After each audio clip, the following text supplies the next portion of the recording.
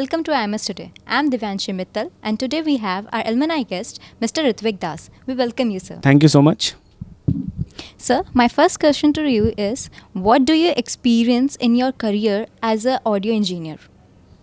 So, an audio engineer, when I talk about an audio engineer is responsible for all the audio production work which is done in the industry, be it radio industry or film industry. Audio is required everywhere. Whatever you see, whatever you hear off the screen is the audio. So that is a craft which needs to done with a lot of technical expertise, with a lot of perfection, which requires a lot of musical sense, plus the sound sense, plus the whatever you are hearing. Actually, we have to do the non-visual storytelling. So whatever you hear off the screen in a film, and whatever you hear in a radio, so that is all which is done by the technical things. The background things is obviously done by a sound engineer, and sound engineer is like a backbone of radio, you can say. Yes, there are many artists who get their voices recorded or who perform, like many RJs and all. But yes, sound engineer is the one who is doing the things and the activities apart from the performing ones. So we are the backbones of film and radio industry. So, what do you typically use as a softwares and hardwares in a audio engineering? So that is a very good question, because everyone wants to know about a sound engineer, but what are the tools which he is using. So I basically use Cubase as my primary DAW. DAW means digital audio workstation, and as a secondary workstation I use Logic. Depends on the project.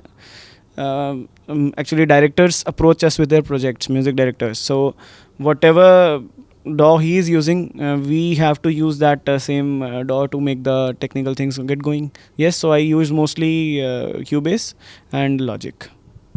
So, what do you consider as a turning point in your career? So the turning point in my career was back in 2019, when I got to assist the most renowned sound engineers of India, Mr. Pankaj Bora. So he called me up to his studio. I requested him if I could come to his place. He said yes, come. So there I got to meet many big personalities, many big singers, and that was a turning point in my life, because when I came back, a lot of newspapers got me covered. They covered my story. That headlines थी newspaper में कि ऋत्विक दास ने माया नगरी में बनाई पहचान, इस तरह से एक आर्टिकल आया. So that was a turning point in my life, and I thank him a lot to be my guide forever, and he's really he's my inspiration actually. And when working with your inspiration, it's a big deal for me. Sir, what would you like to give advice to your newcomers who are entering this field? So the newcomers who want to do the audio engineering, I would suggest you all to just keep listening to good music. I'm talking about the music industry right now. So basically, sound engineers are in the music industry also, and in the communication industry, journalism, and the people who are working in radio or in the televisions. So sound engineers are deputed there also. But specifically, I would like to talk about the film industry. The sound engineers need to be very keen listeners. So कई लोग बोलते हैं ना कि we are singers, so we are Tansen. So don't be Tansen, be कानसेन. Right? You need to be a good listener. You work on your listening skills. You work, because sound engineers make the audio after listening to it.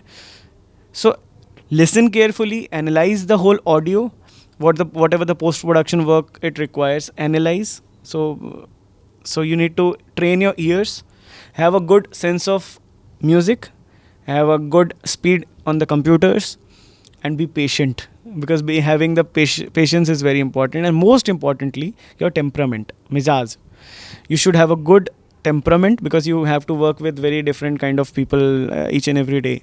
So mizaj बहुत important होता है. Temperament match होगा तो आपको बहुत काम मिलेगा. Thank you. Thank you, sir, for giving your precious time. I'm DIVYANSHI MITTAL with cameraman PRITHVI.